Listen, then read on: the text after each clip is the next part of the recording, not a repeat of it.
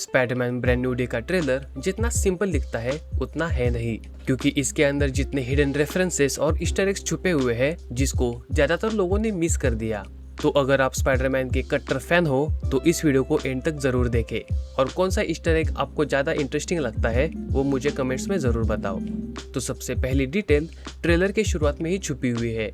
अगर आप बैकग्राउंड पर ध्यान दें तो वहाँ पर जॉयस पिज्जा का लोगो दिखता है। यहाँ पुराने ओजी स्पाइडरमैन फैंस जानते हैं कि ये शॉप वही है जहाँ टोबे मैगवायर वाला पीटर पार्कर डिलीवरी बॉय का काम करता था। और मजे की बात यह है कि यह लोगों के नीचे 1975 लिखा हुआ है, जो टोबे मैगवायर की एक्चुअल बर्थ डेट है।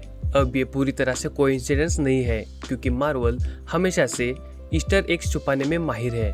अब इसी सीक्वेंस में एक और ईस्टर एग छुपा हुआ है। यहाँ एक बिल्डिंग पर बॉब्स होटल लिखा हुआ दिखाई देता है। तो अगर आपने थंडरबोल्ट्स देखा हुआ है तो आपको सेंट्री का कैरेक्टर याद होगा, क्योंकि सेंट्री का एक्चुअल निकनेम बॉब है। अब अगली डिटेल थोड़ी ज्यादा इंटरेस्टिंग है। ट्रेलर के अंदर पीटर पार्कर ने एम्पायर स्टेट यूनिवर्सिटी की हुडी पहनी हुई है। कॉमिक्स पढ़ने वाले लोग जानते हैं कि एम्पायर स्टेट यूनिवर्सिटी सबसे इम्पोर्टेंट लोकेशंस में से एक है। इसी यूनिवर्सिटी से पीटर पार्कर ने अपनी पढ़ाई की है।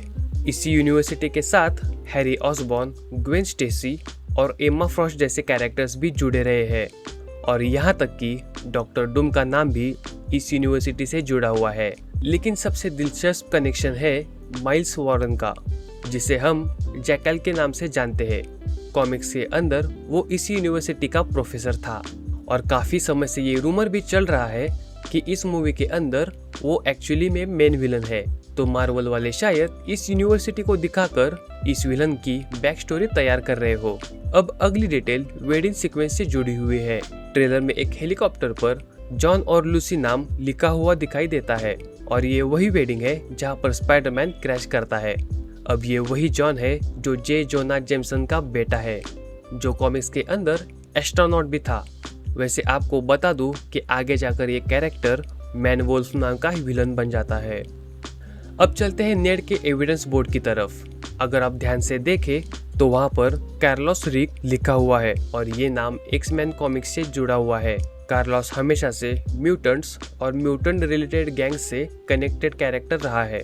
अब यहाँ पर एक ऐसा ईस्टर एग है जो स्पाइडरमैन फैंस के लिए थोड़ा सा इमोशनल हो सकता है। ट्रेलर में एमजे को ब्लैक डालिया नेकलेस पहनाया हुआ दिखाई गया है। तो अगर आपको फार फ्रॉम होम अच्छे से याद है तो यही नेकलेस पीटर ने उसको गिफ्ट दिया था। सबसे दुखद बात यह है कि एमजे अब पीटर को याद तक नहीं करती, लेकिन फिर भी उसने ये नेकलेस पहना हुआ है, यानी कि कहीं ना कहीं पर पीटर की मौजूदगी उसकी जिंदगी में अभी भी मौजूद है। अब आते हैं उस कैरेक्टर पर जिसके बारे में पूरा इंटरनेट बात कर रहा है, यानी कि सैडी सिंक। मार्वल ने अभी भी उसकी आइडेंटिटी को सीक्रेट रखा हुआ है, लेकिन मेरे हिसाब से सैडी सिंक का कैरेक्टर एक्चुअली में जीन ग्रे है। ट्रेलर में वो पीटर के बेस के आसपास दिखाई देती है और इंटरेस्टिंगली उसी सीक्वेंस में पीटर के वेब शूटर्स में भी प्रॉब्लम आती है। इससे ये पता चलता है कि मूवी के अंदर सैडी सिंक और पीटर पार्कर कुछ टाइम के लिए साथ में काम जरूर करेंगे। और अब आखिर में एक छोटा सा कॉल बैक।